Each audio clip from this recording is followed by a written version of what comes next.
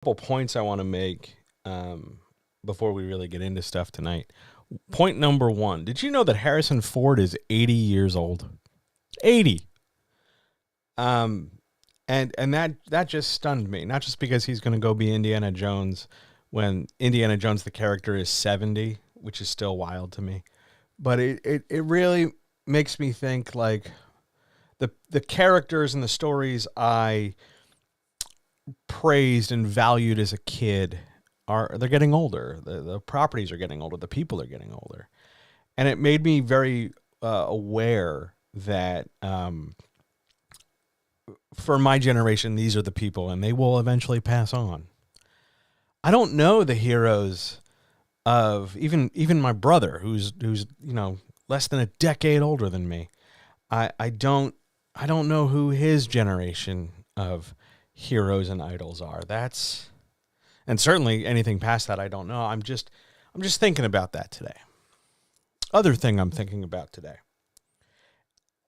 I got a message I got an email from a viewer of this stream and this recording who was saying a variety of hateful things and a variety of not great things. And I'm not calling this person out because they're not worth calling out. They're wrong and their opinions are shitty.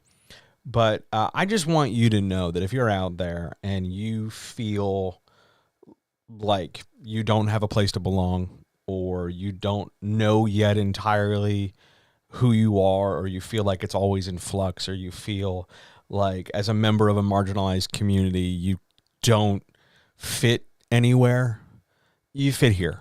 You're always welcome here. It never is a problem to accommodate or facilitate or hold space. It's never a problem at all. And absolutely positively everybody's welcome. And that doesn't mean everybody gets to be a dick and everybody gets to just, be as loud and as aggressive as possible. It just means instead that everybody's welcome, and we do our best to let people be welcome. So there's that. Next point, a little bit of capitalism here. If Hershey or Ghirardelli or I don't know, any candy supplier who makes Jolly Ranchers is out there, and whether that's my podcast audience or the streaming audience, hey, I would love to be sponsored by candy, because it's pretty hard to get sponsored by hoodies and bathrobes. I don't know if it's easier to get sponsored by candy. I was nice at one point. I was sponsored by Sprecher, the soda people. But you know what I'm really in the mood for right now? A Crunch Bar, or even a Crackle, or 100 grand. Remember the 100 grand candy bar? That is just, I'm just hungry. Okay, I'm just plain hungry. But let's go to work. Let's see what we can get up to tonight. There's some wonderful questions coming. There's a lot of stuff to talk about, and small note, there's no camera tonight. The outlet that my lights normally plug into has gone kaput. And in order for me to replace it, I got to move everything away from the wall. And honestly, there wasn't enough time to make the replacement. It'll get done and we'll be back in place next week. And I see you saying in chat that I should get sponsored by Raid Shadow Legends. I have to tell you that they've offered on a number of occasions to sponsor me for the double digits of dollars, which tells me an awful lot about who they're willing to sponsor and to what the degree they're willing to sponsor things. But let me tell you, and I don't know if I'm allowed to say this or not, but the amount of demands they make in order to have this sponsorship is it's extensive. I would have to redo my entire layout to accommodate them. I would have to stop and do a promo X number of minutes in, multiple promos, given the number of things or how long I record. And I don't know if they know who I am. I'm not here playing a game. It wouldn't even occur to me, I'm on a Mac. The number of games I can play off this Mac are pretty low, and I'm certainly not about to, walk into the other room and hook up my PlayStation. I'm happy on the PlayStation as it is. Please don't make me have to commoditize the few fun things I have. But no, I'm not yet sponsored by Raid Shadow Legends, where apparently you can do stuff. So, hello everybody. It's nice to be here. Let's get started. I think it's gonna be a really interesting night, if only because without a camera, I will be less anxious about giving some deep answers to things. So we'll see what happens. I'm excited for this. I'm always relieved, frankly, when there's no camera. Let's go to work. All right. Just remember what I've taught you.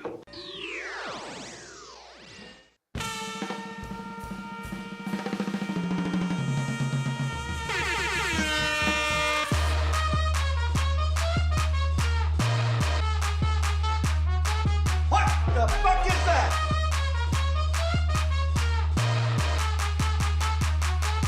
Hey, yo.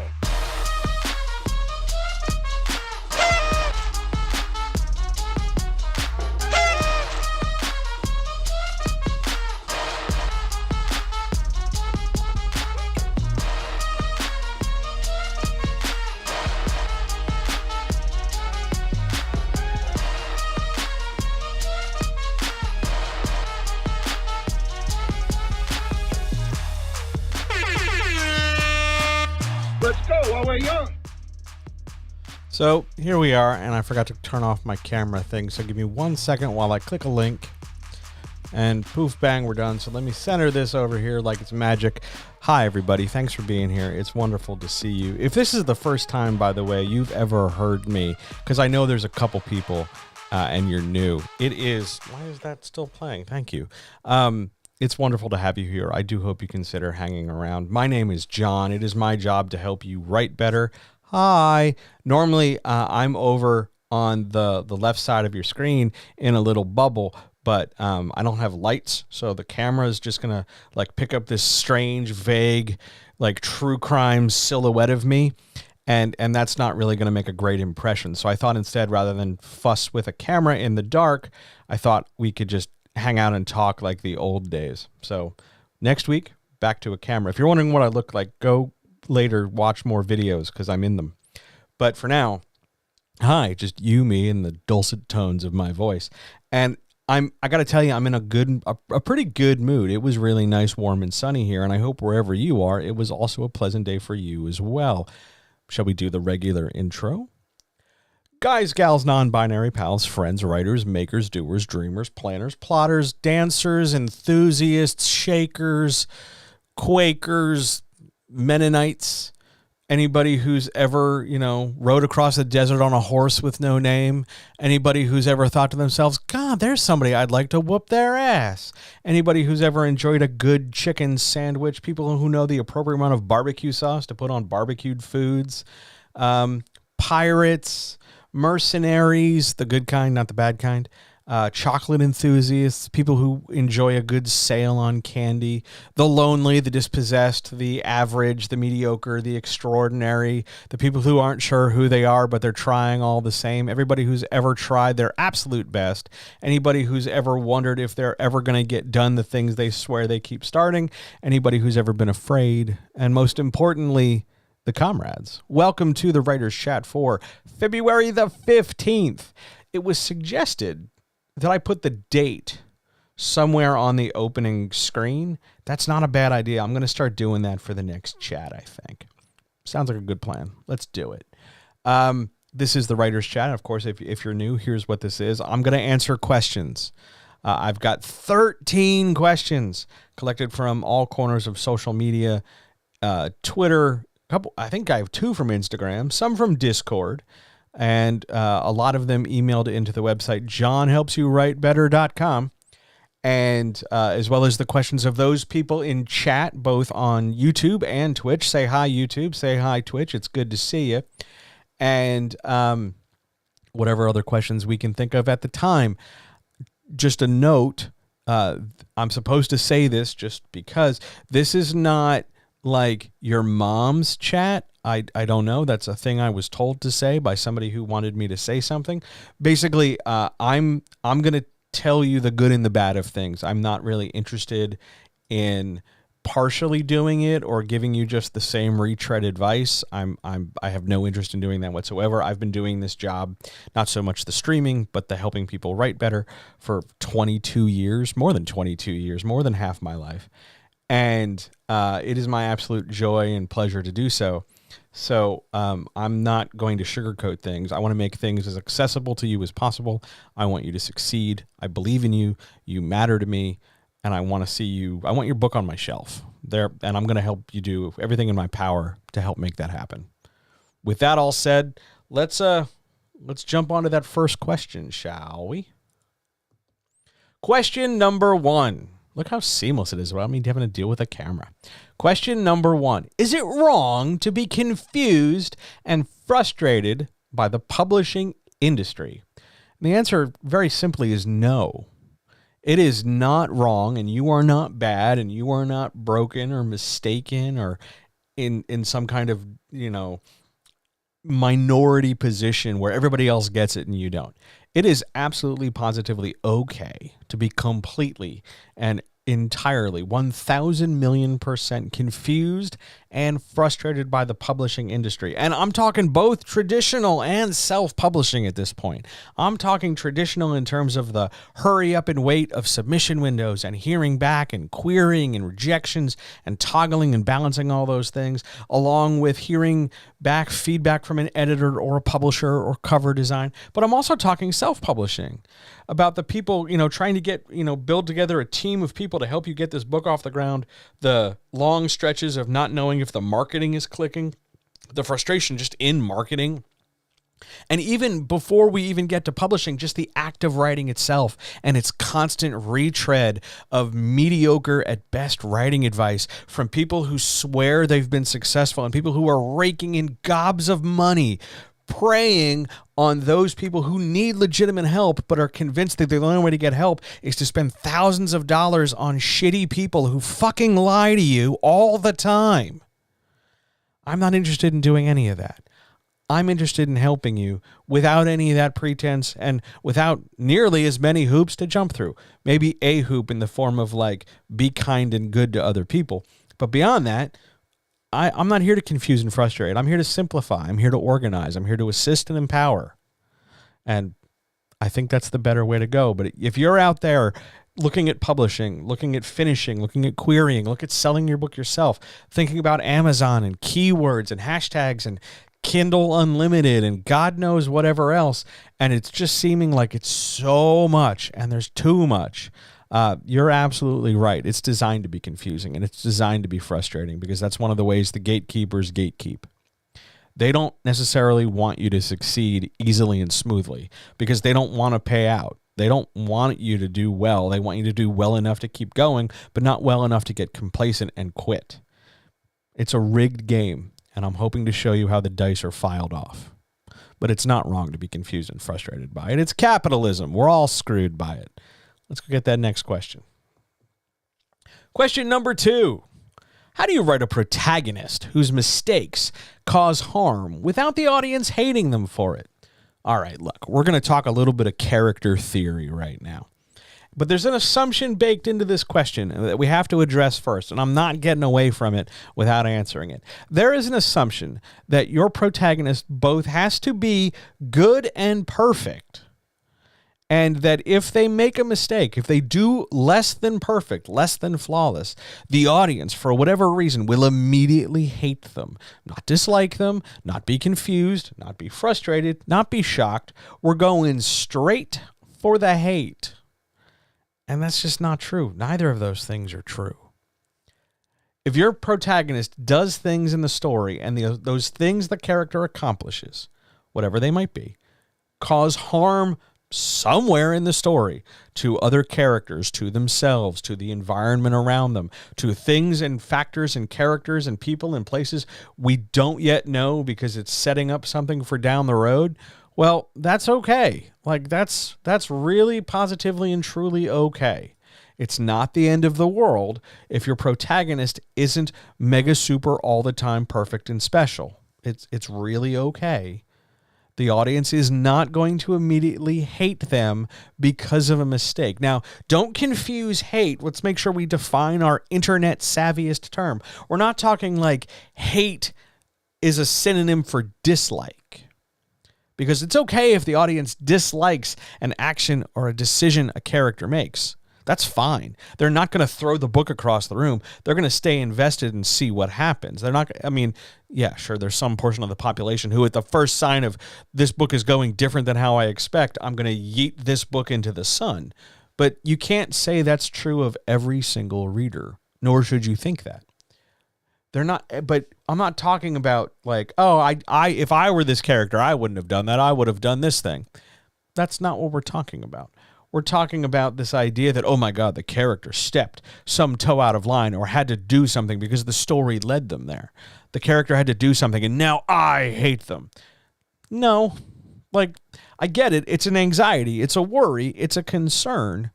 And maybe you've had some really shitty feedback indicate to you that a reader somewhere hates this, but it's not, that's really not functionally good feedback anyway. But you write this protagonist by writing the protagonist doing their best, not the same as perfect, doing their best relative to what the character knows at the time. They have to make the decision where the decision they make is a mistake that causes harm. Like making the mistake and doing the bad thing is part of the story, right? Otherwise you wouldn't be asking the question. But if that's where they're at in the story, you don't need to necessarily overspend time and space justifying why they had to do it. You can if you want. It's not a requirement. It's up to you and how you want to write things. But by and large, you just write the protagonist using the knowledge they have at the time. So if they make their mistake on page 2, they're only acting on the information from page 1 and 2. If they make the mistake deeper in the book, it's everything they've got up to that point. And maybe the mistake is part of the plot. Maybe the mistake is part of their character arc. Maybe their mistake is the setup as to why this is the first book in a series. Who knows? It could be a lot of things. But don't assume that just because your character isn't super magic special perfect, that the audience is only going to be interested if they're flawless. Because they're not. The audience, the reader, comes to the book because they're looking for a cinematic experience they can put in their brain. And they're looking for an experience where they can relate to, in at least one way, this character and this story.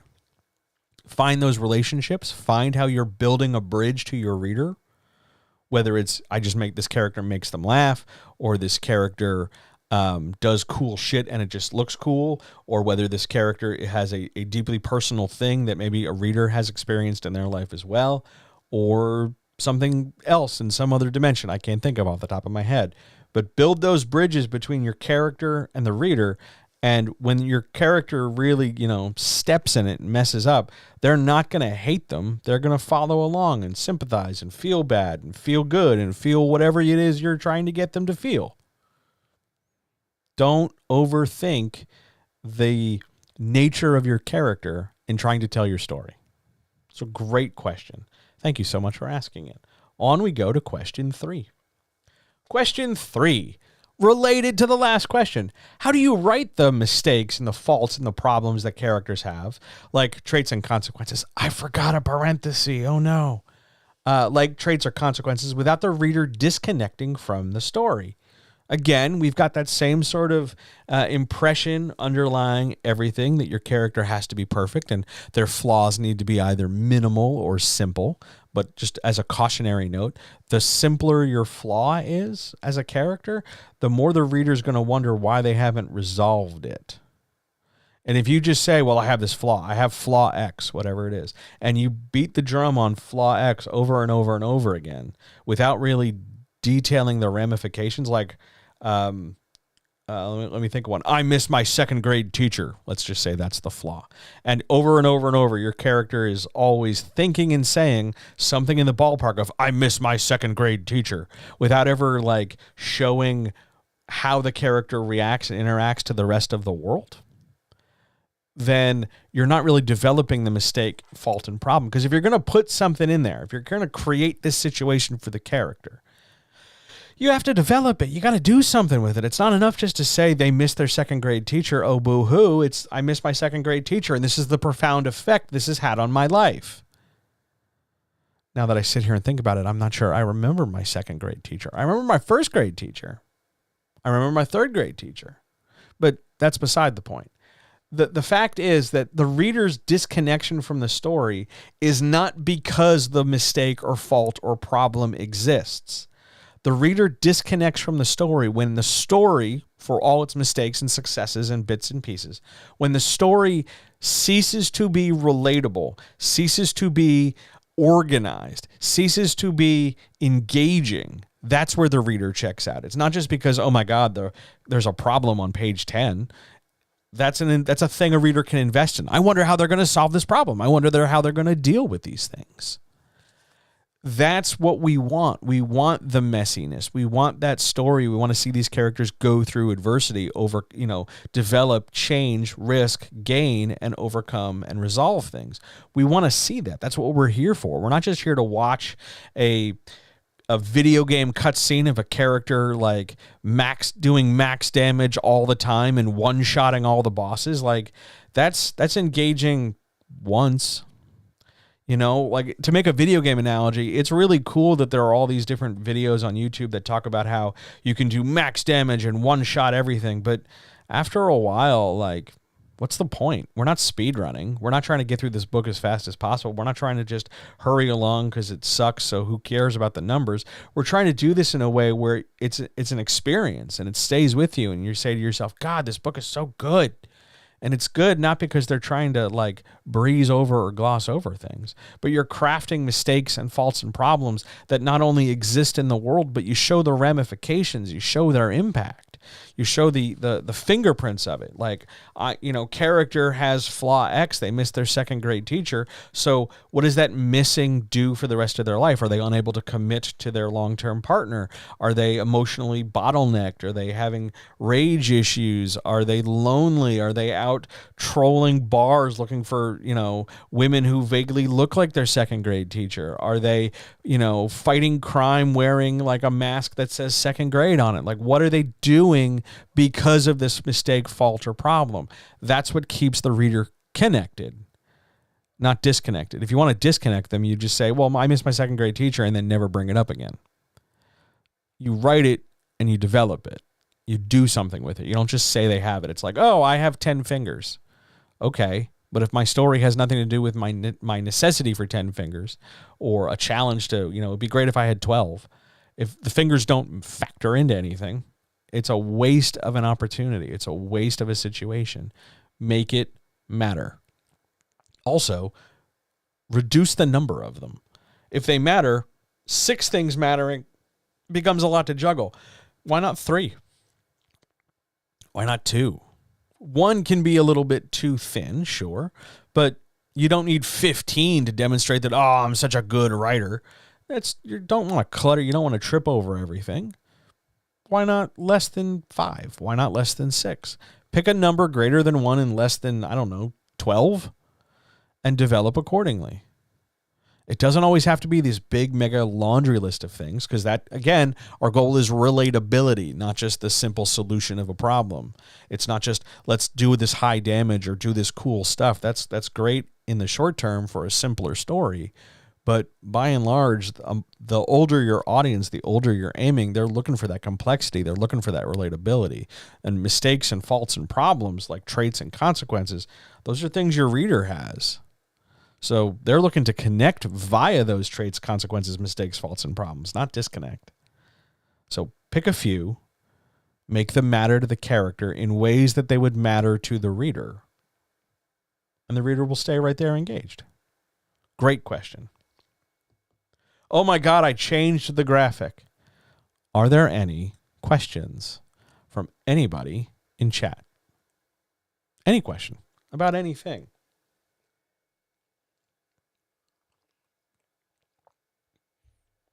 Would you like the tea update before we answer Troy's question? Troy, ask your question. I'm going to give the tea update while you're asking. Tonight's tea is Indian Black. And it is like jet fuel. I adore this tea. It was a gift from my next door neighbor who had extra. She also brought me some candy, not much, but a few pieces which I will be having after this stream to celebrate, having a really nice day. But she also brought me some tea, and it is, it is great. I'm really digging it. It's fantastic cold. It's delightful. All right, here comes Troy's question. I'm trying to add more vivid imagery and figurative language into my writing. That's great, Troy. Good job. How do I recognize when I've crossed the line into purple prose? It's a fear I have. First of all, good job citing a fear. Always proud of people when they do that. Second of all, purple prose is the very extreme end of the pool for swimming in descriptive, vivid language. It's like overdone. It's the big, like, how many adjectives am I going to have on this thing? 4 or more. Or I'm going to pick really arcane, complicated language just because. I'm willing to bet, without seeing a specific example, you're probably not writing very purple prose. You're probably writing a normal amount of prose, and it just feels like a lot because you're trying to add more to it and get better with it. Purple prose would be, I'm going to chain together multiple adjectives, multiple adverbs, multiple descriptors to a single object, and really lay it on very thick and overdo it and really show you like, oh, I'm going to throw some semicolons in here. Look at my M dash is all up in this piece, and try to really like deluge the reader in not necessarily always sentence complexity, but deluge the reader in a ton of detail without really assigning them any priority. It's like saying, here is a pen. It is, it clicks and it erases and it's plastic and it has a little metal tip and it's got a part where you can, stick it in your pocket and it has this cap and it does this and it's this long and it's this and it's wonderful and majestic and resplendent and it's the greatest pen that ever penned and it's mightier than the sword and it's all these things. And I'm just rattling them off. And my descriptions get larger and more grotesque as I go. Instead of just saying it's a black pen and it's on the desk. When I lay it on extra thick, that's where it gets into purple prose. Chances are, Troy, you're not there. Just because you're adding more vivid imagery and figurative language doesn't immediately take it to purple. You got to go like way past where you probably are. I know it might feel like that because it's new, but if you're just adding a few more details here and there, you're probably fine. Don't overthink it. Just remember that every sentence is a camera, and that if somebody's reading a sentence, whatever it is, what is it you want them to picture in their head? Do that. Describe it as clearly as you can. And I say clearly, not in a sense of like do it in the fewest number of words. I mean, just be accurate with the vision in your head and you're going to be just fine. Good luck with your fear. It's going to work out, really. It feels awkward the first couple times and then you get more comfortable with it and then it stops really being a thing. Just keep going. You're doing great. Are there any other questions?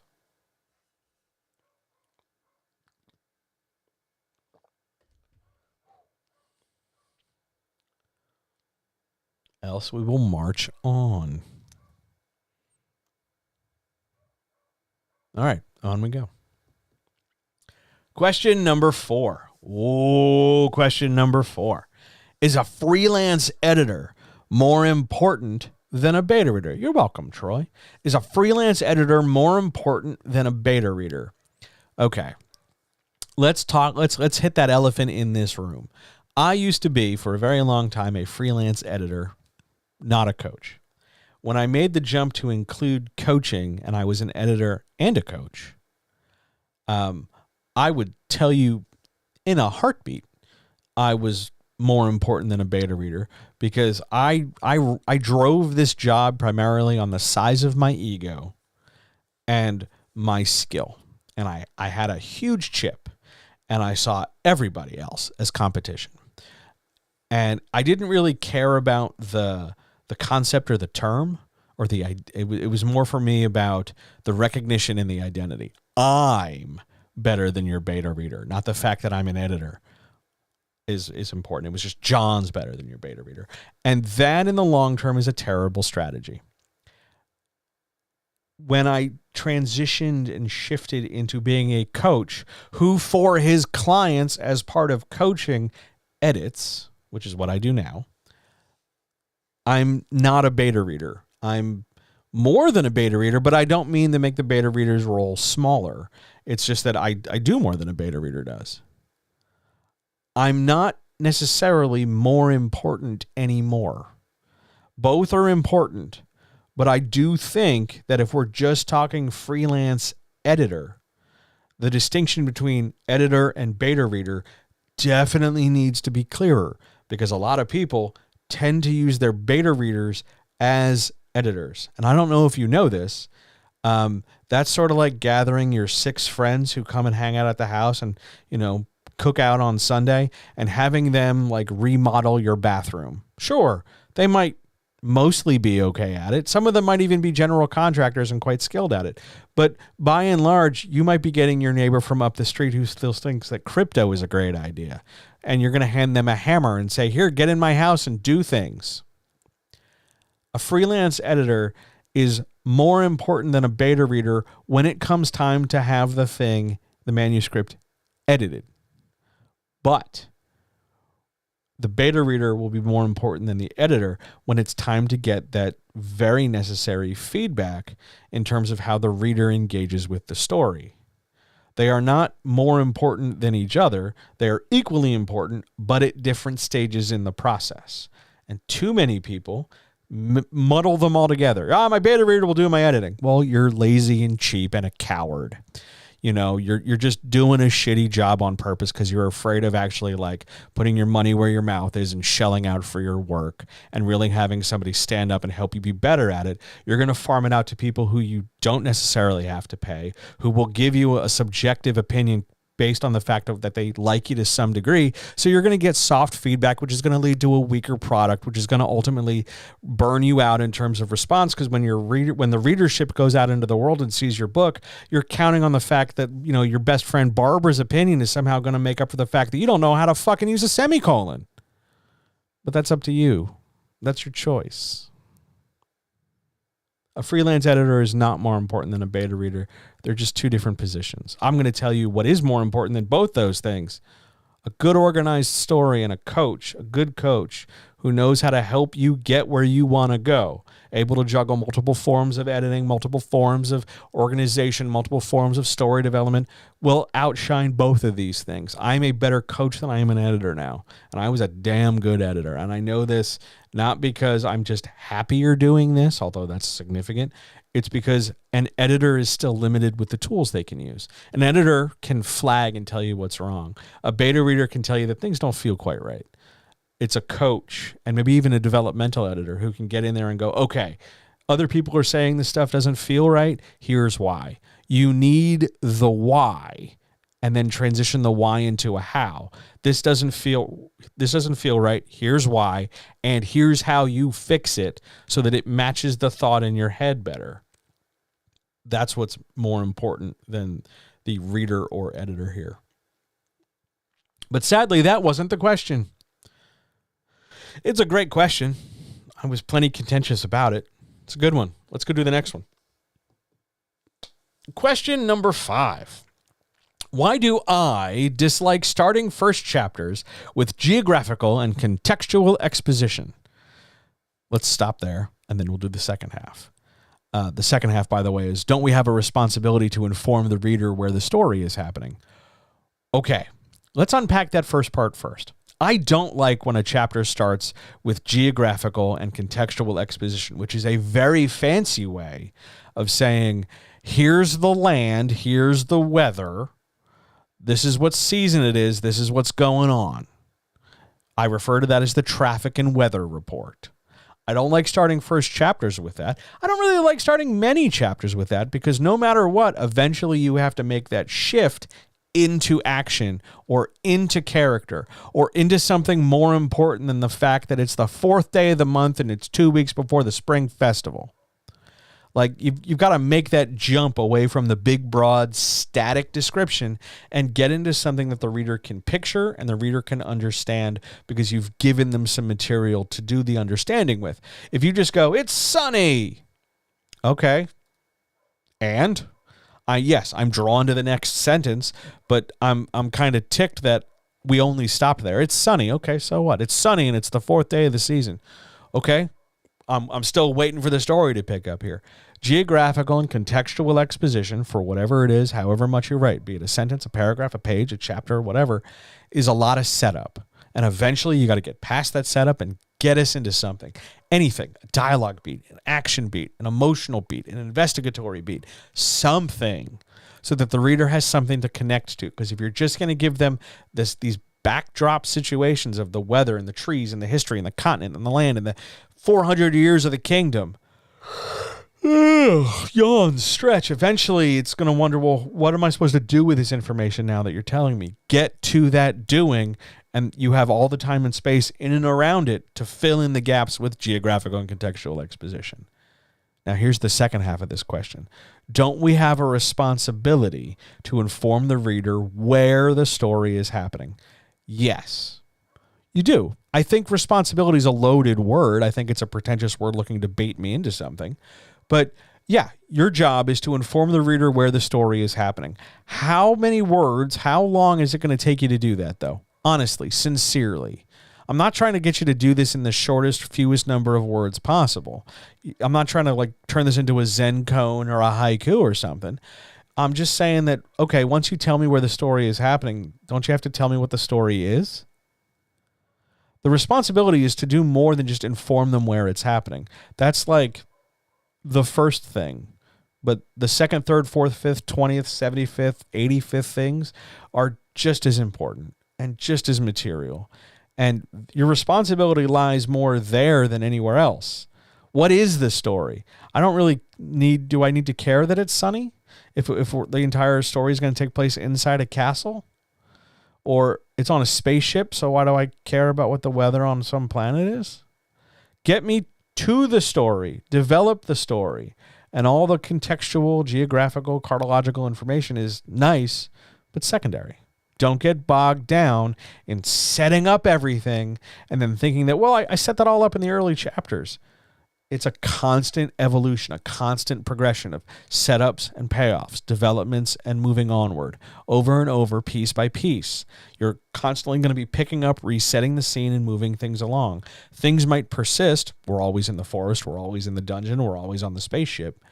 But even the level of persistence is variable because we're going to move from place to place, and context will change how we interact with those spaces. It's one thing if we're just flying this spaceship and everything's cool and there's no asteroid field and no bad guys are attacking, but all of a sudden we're going to engage with our chair and our spaces and our lasers and all our pew pew bang bangs when, the asteroid field happens and there's an attack and there's a big giant space hamster. Context matters, and it matters more than geographical or contextual exposition. Don't get hung up on all the big elaborate setups. Use the setups to do something and set something up. That's why it's a setup. Excellent question. On we go. Question 6, which I have to tell you is the question I've been most excited to answer all day. Question 6. How can I tell the difference between good improvements or good revisions to the story and lateral changes that maybe aren't worth making?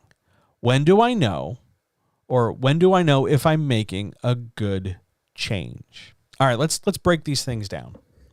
Our goal here is always going to be to try and craft a story that most matches the picture in our head. It's the most clearest, that's some great language, Sean. It is the clearest and most eloquent broadcast of the movie in our head onto the page so that it can become the movie in your head. Good improvements. Good is a really subjective term, so let's try not to get hung up on good versus bad. But the improvements and revisions to the story that benefit the transmission, that benefit the clarity or benefit the vivid imagery and figurative language like Troy had mentioned. The things that make the story in some way more in alignment and congruence with the pictures in your head, we would term those as good improvements or good revisions. Lateral changes, the technical term is a lateral change. Lateral changes are the very subjective changes that you're basically changing just because you can. And the fundamental difference here is that an improvement or revision can affect the story in some way. It's the difference between saying, well, what if I take this chapter where the princess rides, escapes into the night. And instead of escaping into the night, she escapes in the middle of broad daylight. And so there are more people who witness it, and it's more dramatic. That's an improvement because it changes the nature and context of the story. A lateral change would be the princess is still going to escape, but now she's going to escape on a brown horse instead of an all-white unicorn. The change there is somewhat superficial. A lateral change does not help create new context. It doesn't help give your story or you, the writer, more opportunity to get that broadcast clearer in your brain and therefore clearer on the page. It's just a thing you're changing because, I better just change something. It's sort of like, like find and replace a character's name. You go through the whole book and they're named Ted, and then, find and replace. Oh, I guess now they're named Steve. That's a lateral change. Unless there's something about the word Steve that really has great import to the story. Without it, it's fairly insignificant, and it might as well be, Bob for all it matters. The difference is whether or not the change you're making or the change you're proposing or the change you're planning substantially makes it match the picture in your head. That's always going to be your arbiter. That's always going to be the sort of the measuring stick.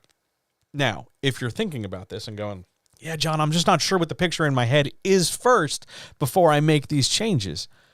Well, guess what I'm going to tell you? Before you make the change, figure out what the picture in your head is. Writing is the act of making decisions. That doesn't mean the decisions are permanently carved in some kind of indelible stone and they can never be changed again. But if you're changing things because you're uncertain and unsure, well, I don't know if Steve's a better name than Ted. I don't know if the horse should be a brown horse or a unicorn, or maybe she should fly out on like a flying horse. Maybe she should sneak through the sewers. Maybe there should be frog people in the sewers. Maybe it shouldn't be a princess. When you're just changing things because you're in that sort of desperate mode to grab things. Oh my God, what if somebody else would like this better? If I change this, maybe down the road somewhere somebody would maybe give me one more star and maybe a review they would maybe write. And you're hinging all these changes now on a very uncertain potential future. Chances are those things you want to do are lateral changes that are not going to impact the story in a super positive way. However, if we're talking about things that make your story more line up with, more together, more connected, more like the way you see it in your head, those are the changes and revisions worth pursuing.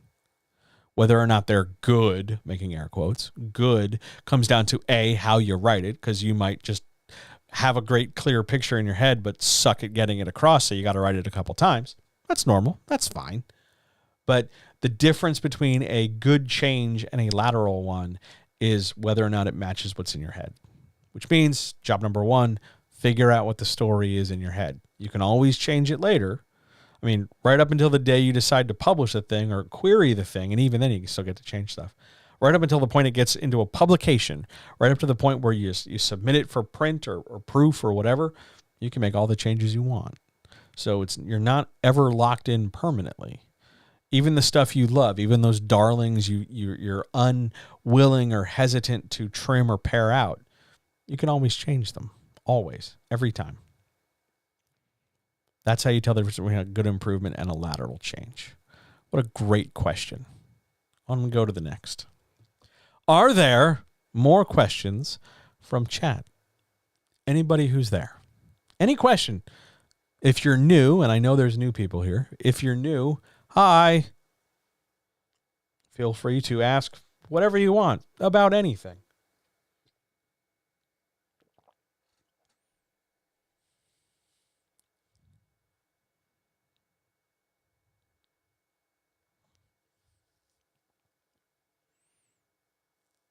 I had a good day. I had chicken nuggets. Thanks for asking. I'm just going to start throwing out answers to random things. I did not play nearly enough games of chess. I got a lot of work done, so that was nice. Had some good meetings. Made some people laugh. Worked out some story problems. It was a good day.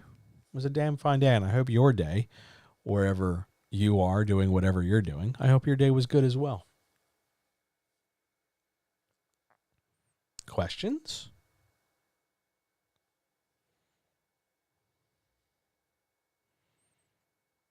I just want to double check and make sure. I do love making people laugh. If you've ever had any kind of coaching session with me, or like panic session where you're just trying to like figure stuff out, absolutely positively bar none, the best thing I will always try to do, other than answer your questions, I'm going to try and make you laugh, because I love making people laugh. It feels good. It changes the tone of everybody's day. Good stuff. Shall we move on? Are we good? All right. Off we go. Question 7. What's the relationship between voice and subject matter? And how are they each used? There should be an each in there. How are they each used to emphasize or de-emphasize story elements? Okay, let's define some terms first. Subject matter is the stuff you're writing about. It's the substance of story. It's the point you're making, whether we're trying to describe something, whether we're talking about a theme, whether we're putting words in a character's mouth, whether we're giving characters thoughts. It's the stuff we're writing. It's the underlying. Now, if we're taking this as the underlying theme and the thematic structure, and this is a story about found family, then if that's how we're interpreting subject matter, as something critical and underneath the story architecture, the subtext, then subtext and voice is how you're writing, the way you are choosing to employ words and punctuation in order to engage and maintain a connection with the reader, voice.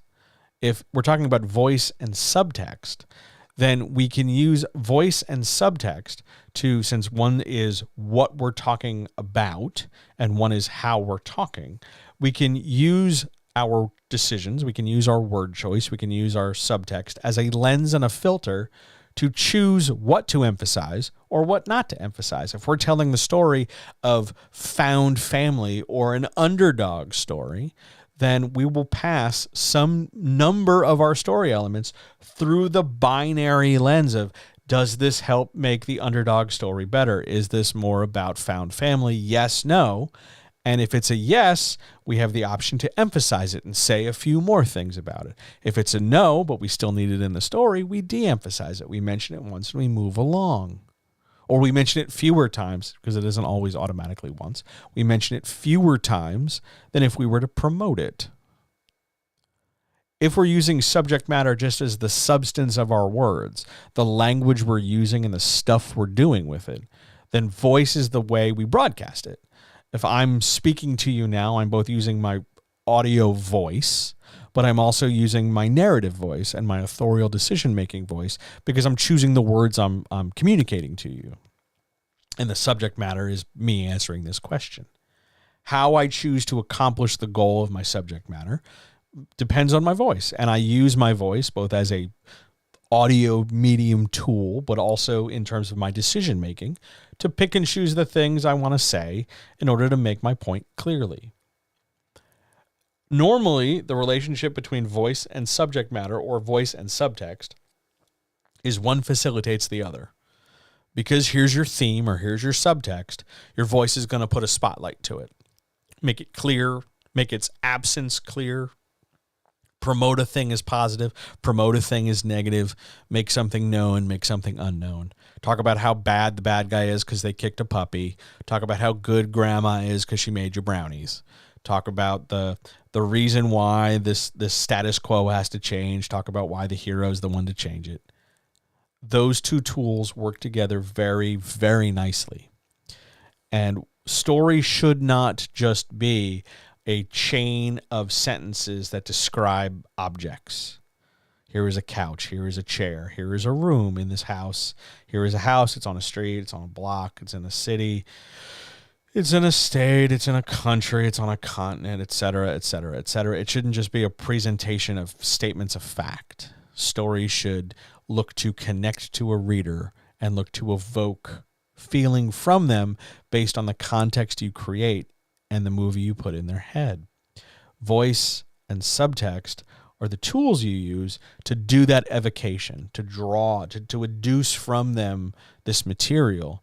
Voice and subtext are how you get it. If I want you to really care about the underdog sports team in my story, I'm going to spend time developing what they feel like as an underdog through my decision-making lens of me feeling like an underdog, because I think the way I'm talking about being an underdog is something you, on your end of this transaction, can relate to. But in order to tell the kind of underdog story I want, I'm picking and choosing. I'm saying I'm going to talk about it in this dimension, to this degree. I'm not going to necessarily, we'll use an example. If I'm going to talk about the Mighty Ducks as an underdog story, I'm going to talk about them being not necessarily bad kids, but I'm going to talk about them being undisciplined, disorganized, a little chaotic.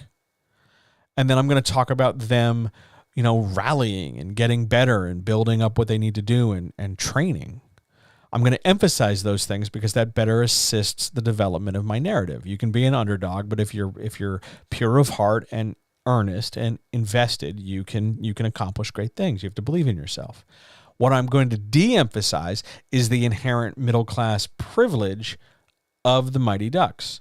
They all have enough money and means to own gear, to regularly skate, to have the luxury of being able to play hockey, in addition to being kids, in addition to going to school, in addition to being whatever else they're being. And this is especially true in the later movies, where they're traveling the nation and then traveling the world and attending private school for some reason. Like, there's an enormous amount of unspoken of privilege there. There's also an unspoken amount of tokenism and some patriarchy in there too. But I'm de-emphasizing those elements because they don't fit the narrative I've selected. They're still in the story. I'm not ignoring them. I'm not, completely awful. But I'm choosing to sort of, in some ways, distract you from them, and in some ways just make them present, but not give you enough time and space to focus on them. That's a tricky line for a lot of things. That's a hard line, and it takes some skill. And a lot of people, especially early on in their writing career, fumble it. That's you're not wrong or bad if you fumble it. It's hard to do. You'll get better at it over time. But the downside of this, the danger of this, I want to call your attention to, is that when I talk about this, I'm putting it in your head. And a lot of people, upon hearing this, immediately start thinking that they have to not do this, that they can't possibly make a mistake. They can't possibly de-emphasize a thing. So they've got to cover all these bases. So they're forever trying to, either through research or story complication or just cluttering up the story with some bullshit, always trying to hedge their bets in terms of what a reader could ask about or what somebody could question or what somebody would say. Or, it can't just be a story moving in one direction, one way. I've got to have these other 10 things covered just in case. And you don't. You really and truly don't. What you need to do is tell the best story you can your way. And if that means when we're telling the Mighty Duck story, we don't really stop and talk about, not necessarily the casual sexism, but why it was never pushed or challenged more, or why they had most regard for most hockey rules, but all of a sudden, when convenient, they sure didn't. Was that because it was a Disney movie? Was that because it was just a comedy? Was that because maybe we shouldn't worry so fucking much? There are going to be times where no matter what you're writing, you're going to have to de-emphasize things. And your voice and your subtext and your description and your vivid imagery and your punctuation and a million other factors are going to come into play there. And it's okay. It's okay if in your romance novel, you just have the people fall in love and they don't solve world peace.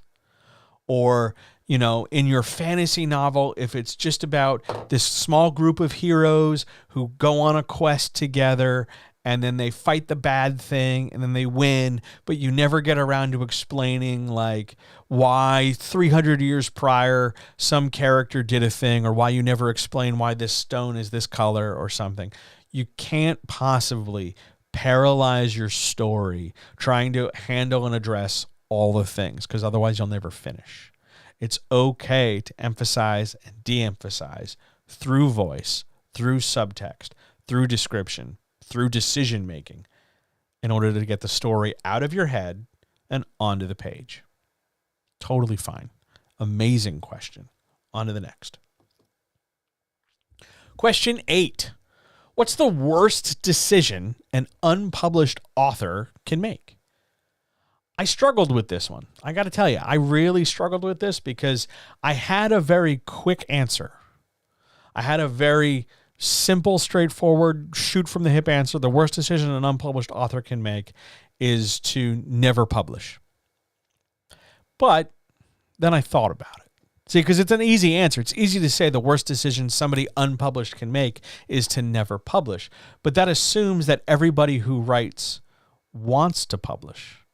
And that assumes that everybody who wants to write should be published, because there are plenty of people writing plenty of things that in their current iteration, at their current level of skill, in their current direction, with all the stuff they know, no matter how willing or unwilling they are to hear feedback, they're disinterested in doing anything other than getting recognition for being creative. And when receiving feedback or pushback or critique or criticism or feedback or help, it shuts them down. And none of my snap answer addresses any of that. Because there are people in this world who want to write but never publish. They just want to write because it makes them happy, which is beautiful, and they should be able to do that, absolutely. There's a saying in gaming that not every game needs to be an actual play thing monetized. Sometimes you're just playing with your friends, and sometimes we're just telling stories. I think the worst decision an unpublished author can make is very similar to the worst decision a published author can make, which is to quit and never come back. Because you can fix everything. You know, if you write a bad chapter, you can redraft a chapter. If you have a weak plot, you can work on a plot development. If you have a lack of imagery or development like that, we can practice that. If you have too many things in your story, you can pare it down. And if you walk away for whatever period of time, you can always come back. And if your first book is done but it doesn't sell well, okay, you have the opportunity, the option to try again if you want. But if you quit and never come back, if you're unpublished and you say to yourself, God, I really want to be published. Man, I would love to be published. It's important to me. I want this book out there. Not because, I want to, not even for the finance fantasy of it, right? Like, I want to sell enough books to pay my bills. I want to move out of my house. I want to do this. I want to do that. Great. All those fantasies are delightful fantasies. It's not even about the money. It's not even about the sense and feeling of satisfaction that, oh my God, I have to hold a physical book in my hands, even though physical books are destroying the planet. I have to do that in order for it to be legit. Not even that important. It's that you said this thing was important to you. You changed your habits. You made a schedule. You got up at 5 o'clock in the morning. You wrote on your weekends. You maybe squeezed in like 10 minutes here and 5 minutes there for a long time. You daydreamed about this book. You figured out what you were going to write. You listened to people. You took advice. You asked questions. You did loads of stuff. Why on earth would you stop? Are you scared? It's okay to be scared. It's okay to be scared. It's okay to be depressed. It's okay to be frustrated. It's okay to be burnt out. Those are all super valuable things. They happen. Capitalism is a monster. This world is terrible. Of course, it's going to chew you up and spit you out. And that you can grieve it and be disappointed and be hurt. Absolutely. And I'm sorry that you're going through that. But why would you quit? You said this thing was important to you. You were using this book as a reprieve, as an oasis, as a shelter from the storm that is the rest of your life. why would you walk away from the shelter? You could always ask for help. You could always say, hey, I got a question. What do I do with this? Hey, how do I make this work? How do I get better at this? I'm scared. Help me. We have such fear around this idea that we're going to expose something emotional and expose something vulnerable while we're in the middle of making art, which is itself vulnerable and emotional. But we're afraid that we're going to say something. I need help with this. I don't know how to do this. I want to get better at this. I'm scared. I'm worried. I'm bothered. I'm frustrated. I'm pissed off, whatever. We're afraid that we're going to put that idea out and someone's going to identify us by it. And then instead of receiving something that will calm us or soothe us or help us or aid us or comfort us or just be good to us, we assume on some level we'll be met with judgment, scorn, derision, mockery, or silence. And it is unfortunate that there are parts and corners of this world, be it digital and virtual or real, where those are the unfortunate receipts for our transmissions. We say we're afraid of a thing, somebody might not answer. There need to be more people who do respond, who do care, who do connect, who do want to help. Not connect and help in, hey, I'll totally help you, but first give me your credit card for 12 easy payments of $495 a month. No. Or not even the one-time payment of $16.99. There need to be people who genuinely care. You need not have your fear met with silence or anger or mockery. You need not quit out of fear, because fear can be overcome. Fear can, a lack of education can be repaired. A lack of skill can be trained. A fear of rejection can be worked through. Don't quit. The worst decision an unpublished author who says being published or finishing a book or having stories or being an author or anything like that is important, the worst thing you can do is walk away because you're just unsure of what the next steps are, or because you feel you're not good enough to do them. At least try. The reason why this chat will never charge for seats is because I want the door to be open for every single person on the whole fucking planet, if they want, to come in here and ask a question. Because I don't think anybody should be alone. I don't think any writer writing whatever the hell you're writing, however far along you are, however new you are, however experienced you are, I don't think anybody wants to feel disconnected from the rest of everybody else. I don't think you out there writing your book should feel somehow alone or ignored just because that's what somebody else went through. That's some bullshit. Why not get some help? Most courageous thing, the best decision you can make, let's flip it around. The best decision you can make is asking for help. Now, yes, there's that risk you'll get rejected. I know, I hear you. But at the same time, what if you're not? What if you ask for help here, now, right now? And I go, okay, here's how to do a thing. Like people in chat, I need you to understand that if you actually took 5 seconds and wrote a sentence like, hey, John, could you fix my plot? I will talk into this microphone and fix your plot. Like, you have tremendous, not even opportunity, because that sounds egoic. You have tremendous ability to get the tools you need delivered to you in the easiest pop culture referencey way possible. I will bend over backwards to accommodate you here. I want to help you succeed. So the worst thing you can do is walk away. The best thing you can do is ask for help. Great question. Love it so much. I'm going to go to the next one. Question number 9. What's the best way to approach writing a collection of short stories that all share the same world? This is a good question. This comes up a lot. Okay. If the world is the thing stitching all the stories together, and it doesn't matter in this case how many stories there are. Could be 2, could be 5, could be 30, could be 90. Doesn't matter. If the world is the thing stitching them all together, then it is important that the world be consistent. That does not mean the world always only needs to be the same 5 things, unless that's important to the story. Like if all your stories, however many there are, take place in the same location, they're all different stories of patrons at a restaurant. Fine, great. But if you're trying to do more than that, and the world is bigger than just one location, then the rules of the world, how the world works, how the world treats things, how the world defines its power dynamics, how the world defines its classes, how the world defines its wealths, its haves, its have-nots, its rules, its structures, its orders, its fears, its whatevers, its X's, its Y's, its Z's, those have to be consistent. They don't always have to come up in every single story.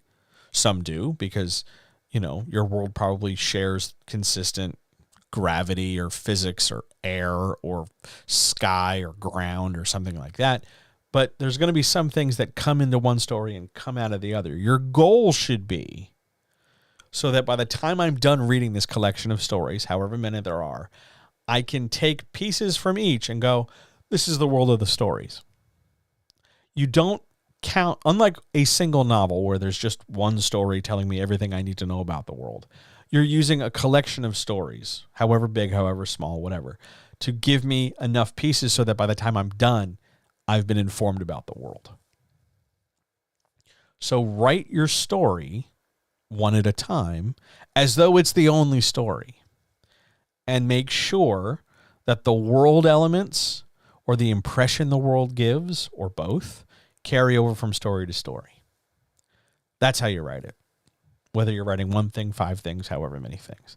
If your world is a grimdark world of necromancy and polka, make sure that the world of necromancy and polka is necropolka-tastic as much as possible in different ways so that you're not repeating the same thing over and over and over again.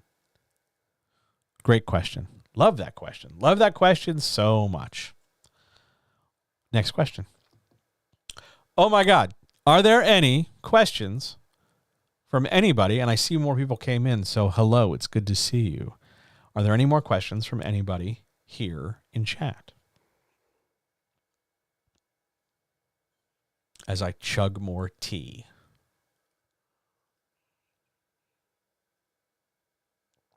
I should warn you that if you're here right now, there are some really strong questions at the end. And if this is the first time you're checking this out, thank you for being here. I really appreciate it. Please don't, I should do the usual streamy stuff, right? If you're on YouTube and checking this out, please don't forget to like and subscribe. It really helps the channel, which is code for it makes the numbers go up. So it's more likely that I will be able to buy food. And if you're watching this on Twitch, following is free. But if you're really digging this content, feel free to subscribe. It's worth it. I will always do my best to make it worth it. Troy asks a question. Is there an appropriate time or circumstance to quit writing? Yes, there are a few. Great question, Troy. Circumstance number 1, you die, or you are in the presence or in the course of dying, where it is inconvenient for you to continue writing. That's going to be case number 1. I'm trying to make light of it because it's pretty heavy. But when you reach a point where you are incapable of doing the task of writing, not necessarily always typing, but you can't even dictate, you can't even have an amanuensis or anything like that. When writing becomes impossible, that is an okay circumstance to give up. It's disappointing. I'm not saying it's not disappointing, but it makes sense that if you can't do it, don't keep trying. However, that's an extreme circumstance. That is a very definitive mortality kind of answer, and that's not really what I think you're asking. There's a difference between quitting short term and quitting forever. If you're frustrated, if you are grieving rejection, if you are grieving anything, mourning the loss of a co-author, feeling dejected and stressed from work, and it's hard to kind of detach from the burnout, or your job's just been like super busy and it's really hard to make time to write, or you've just got a kid on the way, or you're trying to make ends meet and your writing time for the moment might be better served as work time. Those are totally valid, unfortunate, shitty, capitalism sucks reasons to give up writing in the short term. Really and truly, it's okay. But if we're talking long-term, give up and never come back, that answer has to be specific, not for me, but for you, because you're saying, you're not you specifically, Troy, but you're saying that a person's just never going to do it again. So to them, whatever their reason or time feels appropriate to them. Do I have to agree with it? No, but they're not looking for me to agree. I'm not the permission giver of when someone taps out. If you want to walk, okay, I will miss you. You know, I will ask if there's anything I can do to help you, because I don't want to see you give up your story. I don't want to see you lose your voice. I don't want to see your art extinguished from the world. But at the time, if you're really feeling like there's no recourse, there's no possible salvation, there's no possible tool to help you, there's nothing that can be done, and the only thing you can do for whatever reason, and you have not just subjective opinion caught up in the moment, but you have actual evidence, tangible, tactile, provable things where you can validate and say, yes, I should not be writing. Yeah, then go ahead and quit. But if you're saying, I'm frustrated, I'm not getting where I want to get, I don't know how to get there, it sucks, there's too much rejection, this isn't working, it's not working the way I thought, it's hard, takes time, etc., etc., etc. Those are nice, and that's true, but you can do something about any of that stuff. John's Opinion Corner, I think that if there's something you can do and you are willing to do it in order to continue doing whatever you're doing or get better at doing whatever you're doing, then you should do that. But if you're really looking for reasons to quit and you're looking for things to validate your negative experience, okay, see you later. I really think that. I think a lot of people who were so willing to quit, no matter what, you could hand them the most blueprinty blueprint that ever blueprinted, and they'd still quit. That's not because they're bad people. It's just because they were never really interested in going this way and doing this thing. They only liked some single dimension of it. And when they found out that there was more to it, they didn't stick around. And that's sad. That's unfortunate.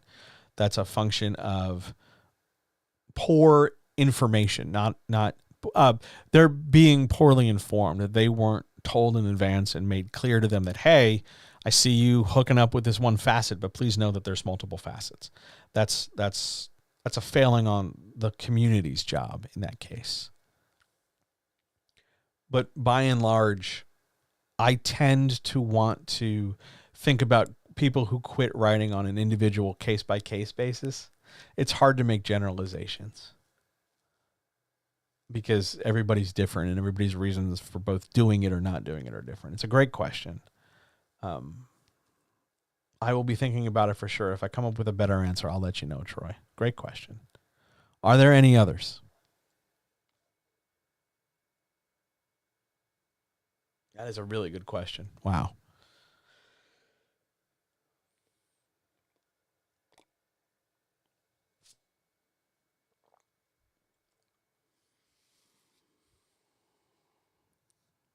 I do want to, now that I'm thinking about it, because my wheels are spinning. No, you didn't bring me down. You didn't bring me down. You just got me introspective. That's not the same thing. You did not bring me down, Troy. Don't worry about it. You got me thinking, and then thinking is okay. If you're, not you, Troy, but a writer is out there listening to this, and you're thinking to yourself, I'm not really happy about it. I'm not really happy with writing. Then allow me to be first shameless about a thing, and then allow me to give you some good advice. First of all, if you're out there listening to this and you're on the fence about whether or not you should continue, please go over to johnhelpsyourwritebetter.com.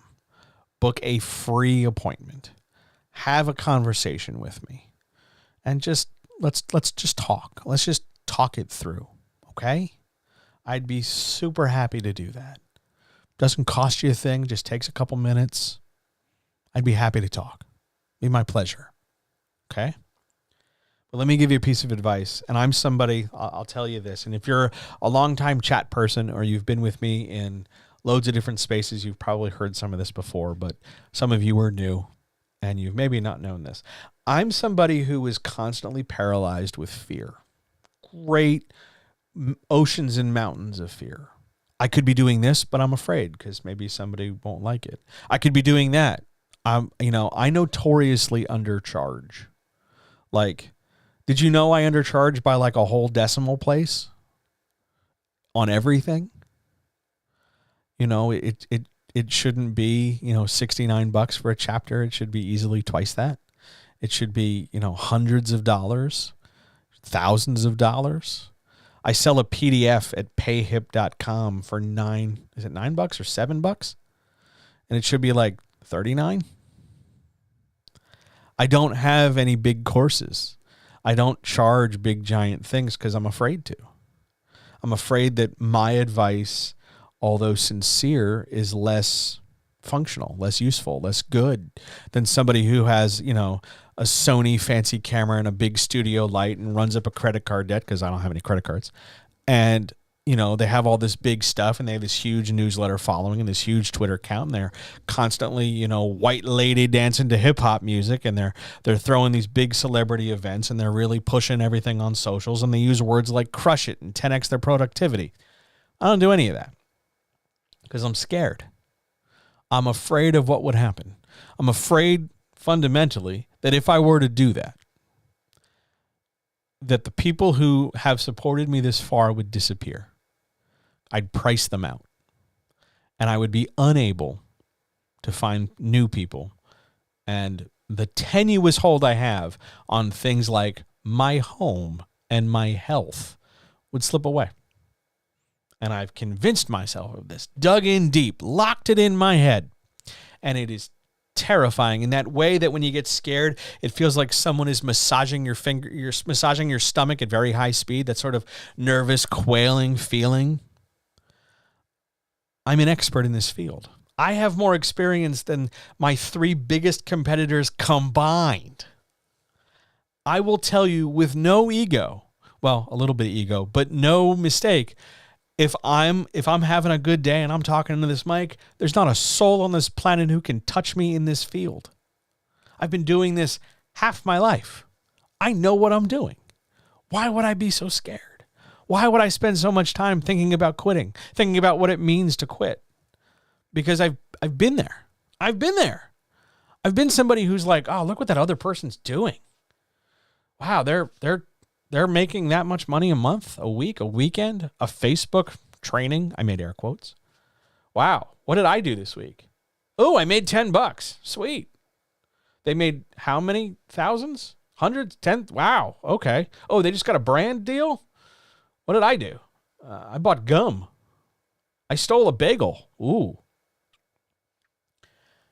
I understand fear. I get it. I understand wanting to quit.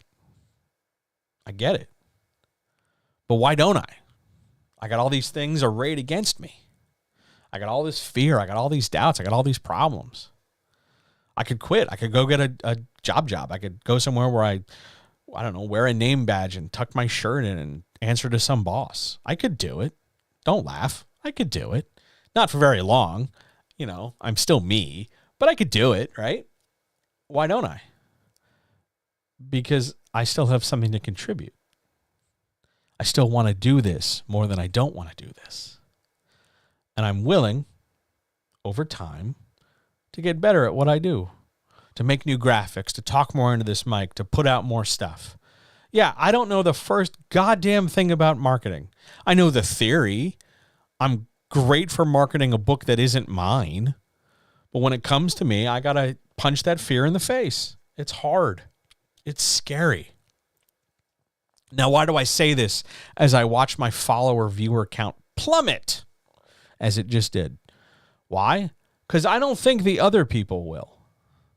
I don't ever think you're going to get the business coaches and the business super writing gurus and the fancy people with the $5,000, $3,000, $10,000 courses. I don't think they're going to tell you a sincere story about like, hey, I think about quitting every day. I think they're going to put on a face.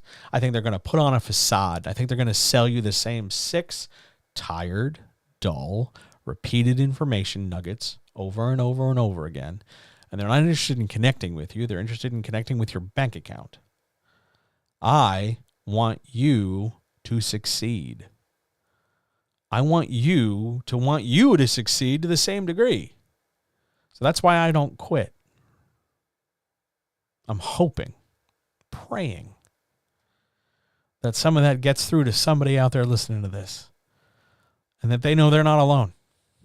Because maybe I'm just telling myself I'm not alone too. That's why you don't quit. That's why you don't walk away. Because, man, everybody's got something to contribute. And if given the right tools, they can contribute maybe more than once. And it all makes a difference. So why not contribute? That's why you don't quit, Troy. That's my better answer to your question. Are there any others?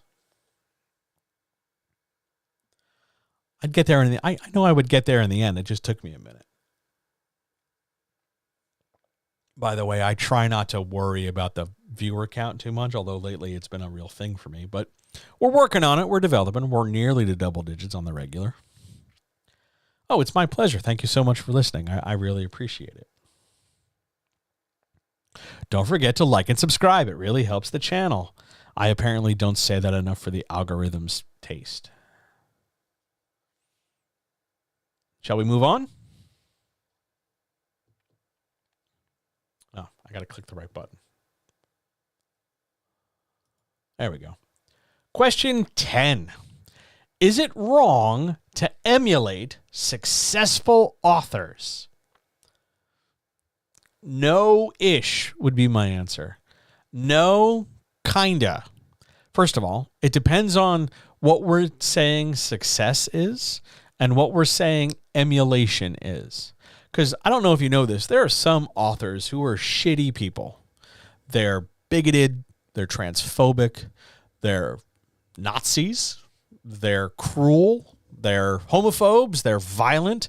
They perpetuate an agenda that is not congruent with, empathy or compassion or care or love or human rights. There are just some shitty people out there, and they're authors, and they're successful because the world has not yet managed a way to get everybody in touch with their empathy. Nor have we had the revolution yet, brothers and sisters.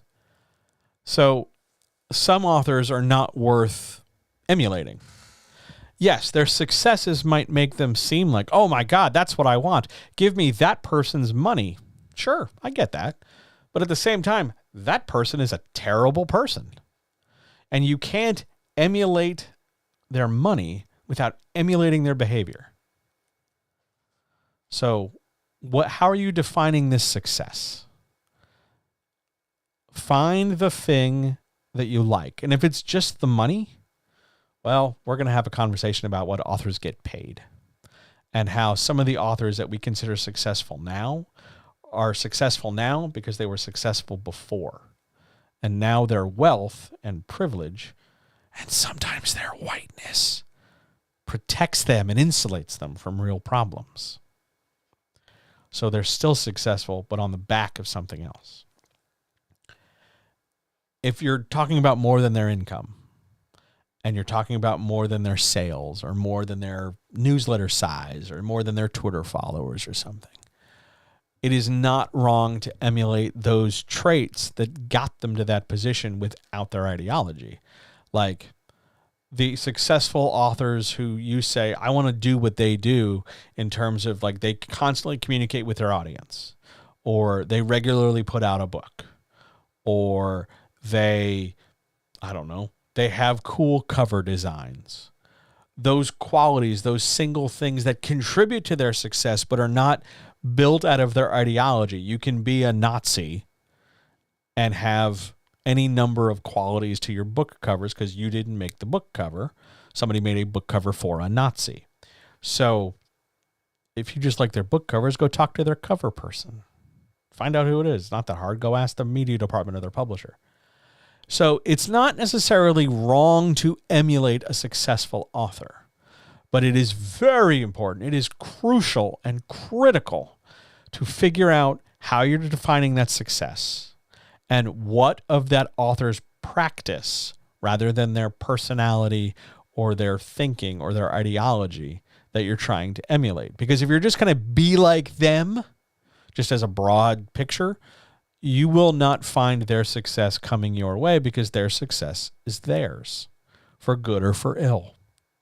But if you're looking to emulate their practice, they write consistently. They write even on those days where they don't want to write.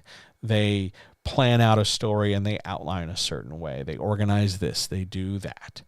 Those are the qualities and the actions to emulate. And while it might be difficult to divorce those actions from the rest of the nonsense that is their bullshit, those are the things to emulate. But I would love to see more people make those distinctions when they talk about, I want to be like this person and be like that person. If I may use a sports analogy for a hot minute, for a very long time, there was a campaign, and I don't even know if it's still going on, but there was a very long campaign of, I want to be like Mike. I think there's even a movie about that, where you can be like Michael Jordan. And it's almost always framed in the context of like playing like Mike, being like Mike, successful, able to dunk, etc., etc. Michael Jordan's not a great person. He's arrogant, he's narcissistic, he's vain, he's a gambler. And I don't mean like gambling in terms of addiction, although that is a thing, but he's a gambler in terms of he's willing to risk loads of other people's things in order for his own benefit. There's an inherent level of selfishness there. And of course, he's insulated by money, wealth, and privilege. And that allows him to maintain some rather unpleasant opinions. And yes, I mean, punching Steve Kerr like Mike, I guess, I mean, I'm not a big Steve Kerr guy. I have heard and seen the memes that Steve Kerr has a punchable face, and I have not yet done enough homework to disagree with that yet. But yeah, there's always this big push to be like Michael Jordan, but understand that in trying to be like Mike, you don't have to pick up all the things like Mike. You don't have to treat Scottie Pippen like shit in order to do it. You don't have to yell at Phil Jackson all the time. You can practice like him. You can mirror his dribble. You can do loads of things. But be careful what you emulate. And most importantly, keep in mind why you're emulating them. It's a good, deep question. I still don't know about punching Steve Kerr. Like, that seems like a shitty thing to do. I don't know Steve Kerr as a person. I've heard him on commentary, and punching him's a little harsh, but certainly ignoring him seems reasonable. Yeah, but when it comes to emulating successful authors, please be discriminating in the practices you are emulating. And be careful how you define success, because sometimes it is not necessarily a thing the author set out to do. It is a byproduct of the machinery around them. Like, why is this person making all this money? Well, because there's a huge, giant corporation behind them. I would like Steve Kerr if I researched him. I'm sure if I sat down, you know what I'm going to end up doing later? I was going to have some candy and drink more tea. I will Wikipedia Steve Kerr. It's a really good point. But just be careful and conscientious about what portions of what authors you are emulating and for what reason. And remember that even if you were to emulate them on a 1-to-1 exact basis, they got up at 5, so you get up at 5. They write 2,000 words a day, you write 2,000 words a day. It does not mean that their success will be yours. Even if you say, well, at 2 years in, they were doing this, I want that level of success. There's no guarantee that it's prorated like that. Your success is yours. Their success is theirs. Emulation will only take you so far. At some point, you need to take a deep breath and pursue your own path, modeled partially on the habits of others, but also in ways where you define your own practices. Yes, even if you're starting out, even if you're new. Great question. On we go to the next. Question 11. How would I give a protagonist 2 character arcs within one plot? You need the background for this question in order to understand it. So I was talking to a person, and they were describing how they have, I'm going to make numbers up. They have, let's say, 100-page story. In the first 50 pages, they have a character arc for their main character. And then starting on page 51, all the way to 100, they have a second character arc for their character. And over the course of the whole 100 pages, there's one plot. And they're asking me, why I'm talking to them in the first place, is if it makes sense, if that's okay. Now, here's where things get wrinkly. In the abstract, without looking at their specific words, it sounds okay. It is uncommon to put two arcs next to each other without either overlapping them in some way or intertwining them or most commonly stretching each over the course of the whole book. But it, in the abstract, conceptually is possible if one arc doesn't just end and the other one starts, but if the second one that starts is related to the ending of the first one. Like, let me think of just a real bad, obvious example. I've learned how to do a thing in the first arc, and now I am learning why I should be careful doing a thing in the second arc. As long as there's a relationship between those two arcs, yeah, sticking them one next to each other makes sense. Totally. Sure. Why not? But if we're talking about, here's 100 pages, I have a character arc that stretches across the whole story and a second character arc that stretches across the whole story, then we're running into a different situation, because the problem we're going to run into is each of these arcs, although they involve the same protagonist, possibly compete with one another for reader attention, because the reader's going to want to try and prioritize this stuff and keep it straight, organize it, figure out what's going on, figure out what's important and why we're doing it. Now, sometimes this problem gets solved by having one of the character arcs matter more to the plot than the other character arc. One character arc is about who they are as a person, and the other one is kind of like with them as a person, but it's also a little plot-based. That's okay. It's hard to do. I gotta point out, this is difficult to do. Certainly difficult to do very well, which is why generally it's frowned upon. But it is possible to do it. In order to do it, if you're going to put the two arcs side by side, entangle them a little, overlap them a little, have one feed into the other or relate to the other. If we've got two and we're stretching them across the entirety of the story, please understand that one of them is going to end up with the short end of the stick when it comes to reader attention. Know that going into it. Plan for that. That second arc is whatever it might be. It's not going to be able to carry as much weight and take up as much space as the other one because the reader's already got enough plates spinning. Is that a great answer?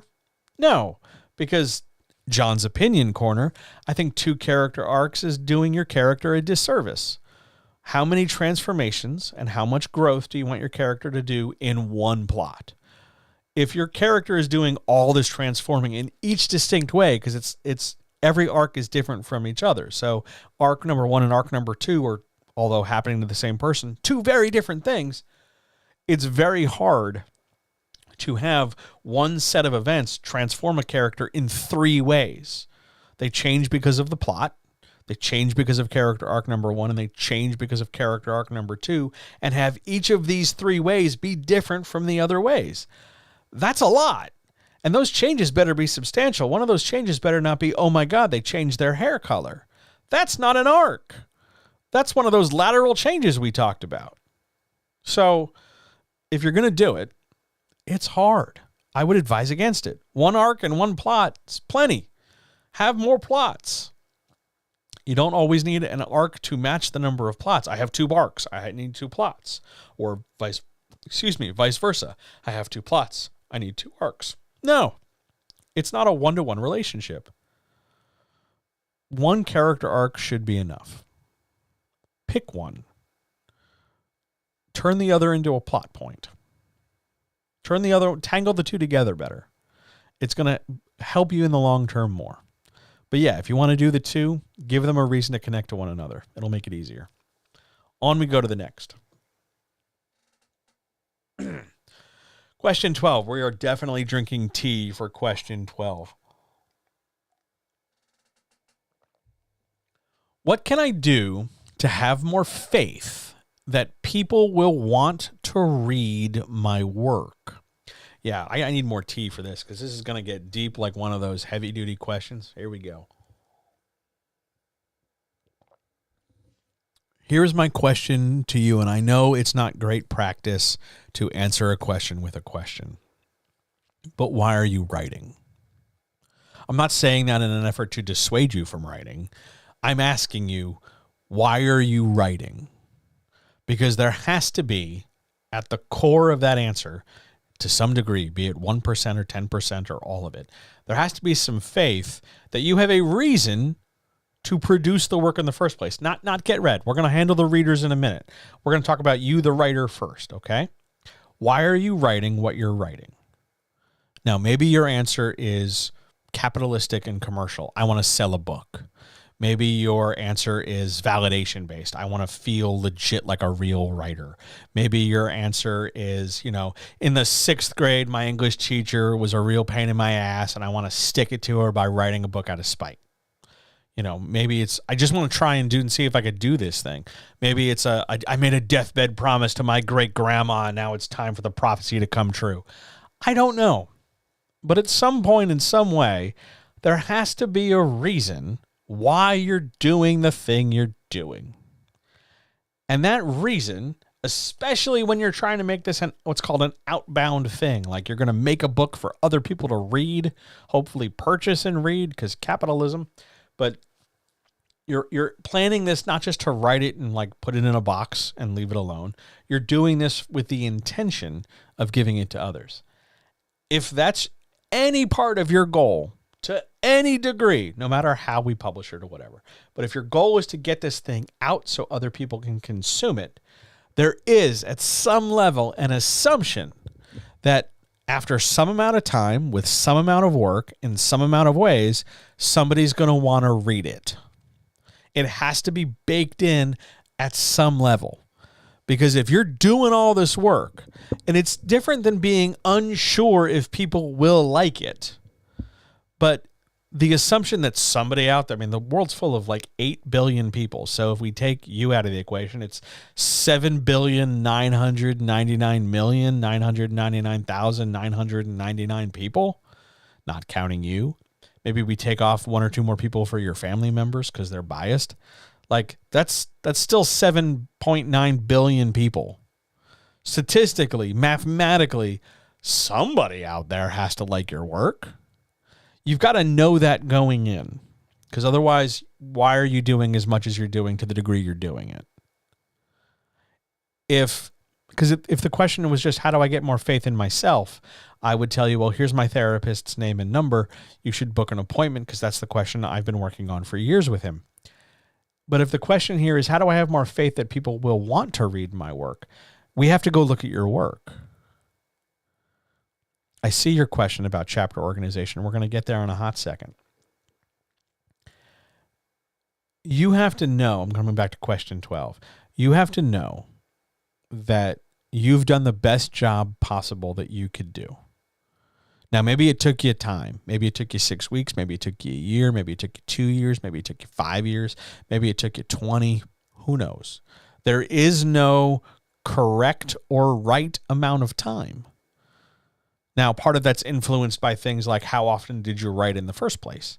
And part of that is impacted by, well, what are you writing and is it tough to sell? And did you, is there just a lot going on? But you have to know somewhere in you that you're doing your best and you have up to this point done your best, and that you will, going forward in the future, continue to do your best. Now, that bestness, I'm making air quotes, will change. You'll get more education. You'll gain some skills. You'll figure some stuff out. You'll get better as you go because you'll practice things more.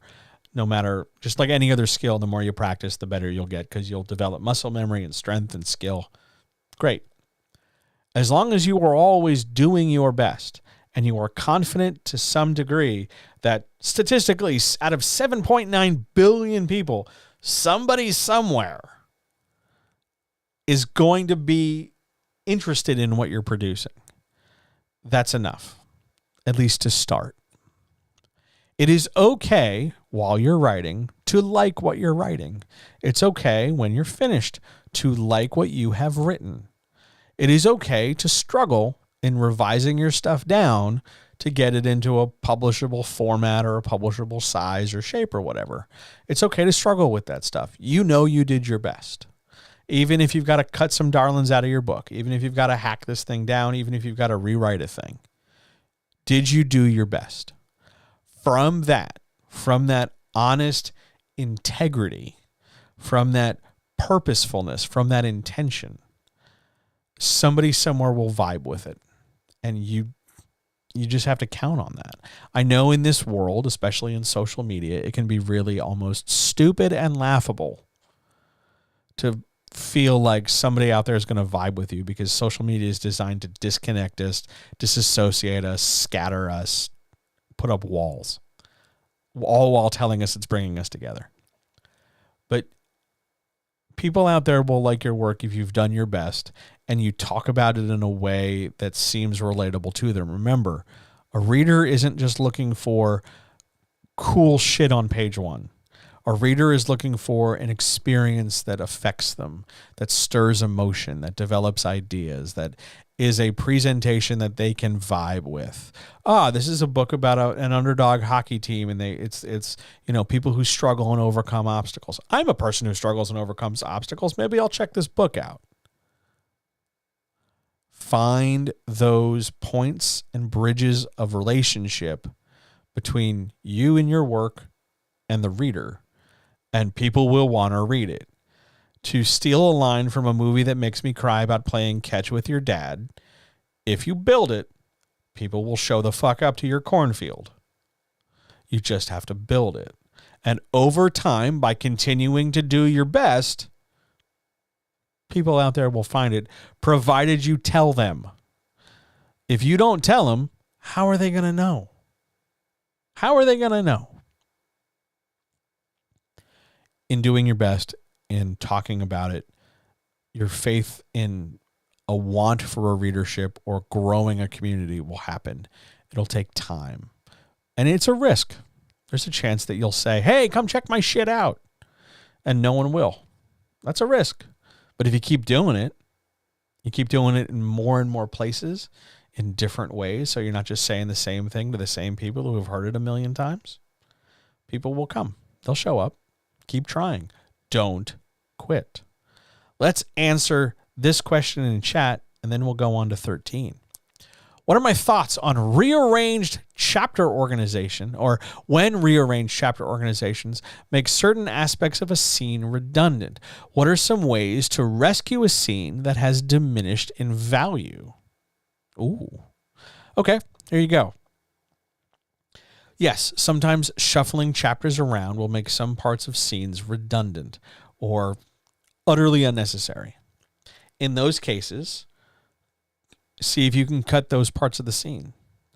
If, your scene ends on a cliffhanger, and when you shuffle the chapters around, your cliffhanger doesn't need to be there anymore, rewrite the end of your scene.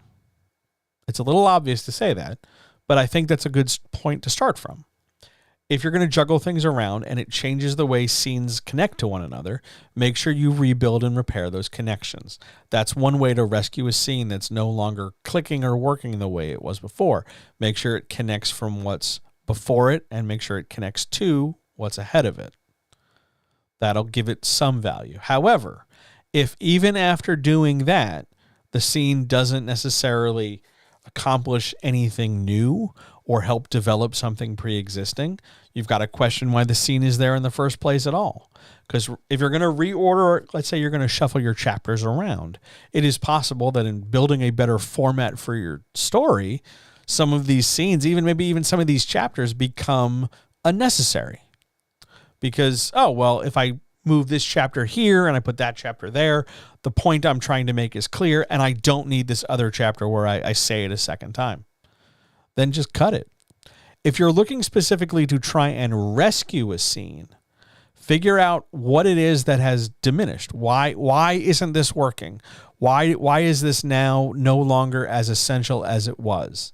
And what can I add to it? Not so much to rebuild this specific essential thing. Like, it's no longer important I talk about point A. Rather than trying to make A a big deal again, can we find a way to connect it to B or C or Q or M or whatever else that is now in this new version currently important? Some redundancy is inevitable, and some redundancy is even in some cases permissible. But when it becomes a habit, when more and more things just seem to be extra, do not be afraid to cut and rebuild, or just cut and collapse. It's hard to know objectively. Sometimes it's not that clear. Part of it's contextual. Part of it depends on what it is you're talking about. But overall, if a scene is really gone down in value and function, like it's harder and harder to justify that scene being there other than, well, John, I like this scene.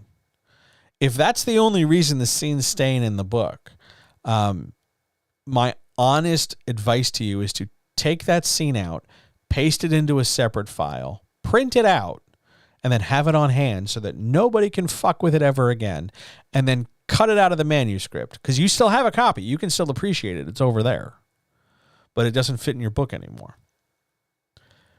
The goal isn't to preserve as much as possible, as broken as it might be. Your goal is to produce the best transmission of the idea from your head to the page. Not all your ideas are going to make that transmission. Not all ideas, like turtles at the beach and that egg-laying science thing they show you in school, not all the turtles make it into the ocean. Not all your scenes are going to survive revision. That is a cruel, cruel part of production. But it's a true part of production. If you find yourself trying to rescue scene after scene and trying to make the redundant valuable again, don't go out of your way to try and make everything valuable. Because if everything's valuable, then why were you rearranging it in the first place? My gut instinct regarding your question is to tell you that sometimes it's okay to cut. Good question. Really good question. Let's go on to question 13. Question 13. What's worse? People who take up space in writing communities and never contribute, or the people who dominate the space? When I tell you I've struggled with this question, please believe me. Because one of the great peeves of my life, one of the great things that really bugs the living shit out of me, is to come into a community, whether I'm there to answer questions or hang out or assist in something or teach something or just be present in the community, and see all these members, a huge list, whether it's Discord or Facebook or anything else, a huge list of people, and like 3 people are doing all the talking all the time. Bugs the hell out of me, because I believe these communal spaces and these communities should be active. They should be engaging. They should be functional. Because why else are you there? Why download the software? Why sign up for an account? Why connect with this if you're not going to use it? I know with Discord, it's super easy to join like a ton of Discords just in case, just one day. I know, I do it too. And yes, every once in a while, once in a blue moon, there is a value to it because somebody says a thing and you're like, thanks. But by and large, why are you in these spaces if you're not making use of them? Why do that to yourself? There's better uses of your time if you're not going to be part of a thing. Is it just because you want to be seen? What is it about your presence here that is helping you? But at the same time, if we flip this around, those 4 or 5 people, those 3 people, those 10 people who do all the talking and who never seem to let somebody else get a word in edgewise, why are they hogging up all the space? Is it attention seeking? Is it recognition? Do they just want to feel important? Do they just like talking and no one's ever really given them space before? So now the minute they have a space, they're going to fill it up like a hot air balloon? Is it because they have boundary issues? Is it because nobody's ever stopped them before? It can be hard to know how to answer this. I think for me, what I've found in my experience, both as somebody who is a part of communities, who has maintained a community, who was present at communities' growth and destructions, I think it is worse to have people who take up space and never contribute, only because once you get somebody talking, once you give somebody that access, that permission, that encouragement, all of a sudden now there are more people and there's more space being taken up by a diversity of people. And it's not just a matter of like the same 3 or 4 people complaining about the same 3 things every day, over and over and over again. Now there's a wealth of things, good, bad, in the middle, in action, in progress, developing, everything. It's more full and broad and colorful and active. So I'm okay with people dominating space, because the more people who come in, the harder everybody has to work to get their space. And that can lead to conversation, cooperation, collaboration. It can lead to education and evaluation. It can be beneficial for more people to step up and have voices and be active. The space taker uppers, I still don't have a good answer for. I don't know what they wait for. Because I've asked, hey, there's 65 people here. What's up? What can I do to help you? Why are only 3 of you saying anything? It's impossible for some of these people. Like you're not going to appear stupid for saying like, hey, help me do this thing. Because literally I'm asking what I can do to help. So what's stopping you? And if you're here but taking up space, why? What are you waiting for? I don't get it. I really want to. I really, really want to. But I just don't understand. Because it's hard to go first. It's hard to step out and be like, okay, I'm going to try and contribute now. It'd be scary as hell. I get it. I know. As somebody who's fearful all the time, I get it. But at the same time, you're supposed to be here for a purpose, right? Is it really helping you if you're not doing that purpose? I think about this one a lot. I wish I had a better answer. I will think about it some more. There will probably be a podcast about this later in the week or maybe next week, diving into this more deeply, because I'm sure I'll have more thoughts about it. Are there any other questions? Because that's it. That's been 13. Do we have any other questions? We went a little long tonight.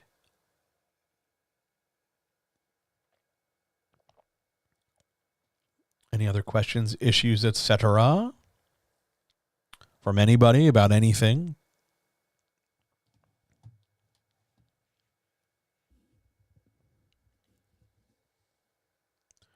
Else we will go to the outro.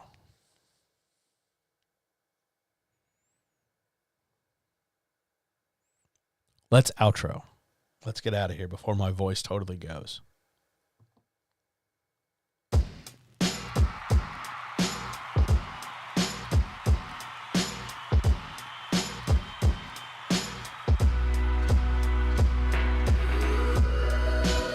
Thank you so much, everybody, for being here. I really, really appreciate it. This one was a lot. This one was good. I was very happy about it. Thank you so much for being here. It really means the world. Thank you for all your questions. Thanks for teaching me about Steve Kerr. I will go look him up. Thanks for letting me talk about fear. Thanks for being honest with me. Thanks for coming on this journey. I really appreciate it.